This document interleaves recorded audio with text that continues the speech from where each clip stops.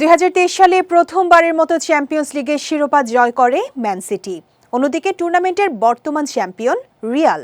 এবার এই দুই শক্তিশালী দল চ্যাম্পিয়ন্স লিগের নকআউট পর্বে মুখোমুখি হতে যাচ্ছে, যা ফুটবল প্রেমীদের জন্য এক মহারণ। গতকাল সুইজারল্যান্ডের নিয়নে অনুষ্ঠিত ড্রয়ে রিয়াল মাদ্রিদ ও ম্যানচেস্টার সিটিকে একে অপরের বিপক্ষে খেলার জন্য নির্ধারণ করা হয়েছে।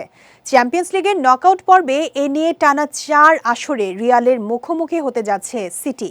এদিকে চ্যাম্পিয়ন্স লিগের গ্রুপ পর্বে এবার শুরুটা ভালো করতে পারেনি রিয়াল। শেষ দিকে ভালো করলেও শেষ পর্যন্ত থাকতে হয় সেরা 8-এর বাইরে। অন্যদিকে উল্টো অবস্থা সিটির। শুরুটা ভালো করলেও মাঝপথে খেই হারিয়ে ফেলে দলটি।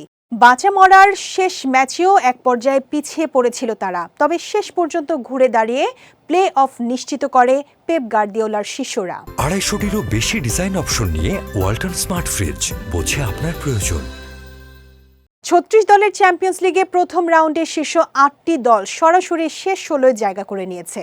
এদিকে সেরা 8-এর বাইরে থাকা নবম থেকে 24তম স্থানে থাকা দলগুলো শেষ 16তে জায়গা করে নিতে 2 লেগের প্লে অফে মুখোমুখি হবে। আগামী 11 ও 12 ফেব্রুয়ারি হবে প্লে অফের প্রথম লেগ, অন্যদিকে 18 ও 19 ফেব্রুয়ারি হবে দ্বিতীয় লেগ এবং শেষ 16র ড্র হবে 21 ফেব্রুয়ারি।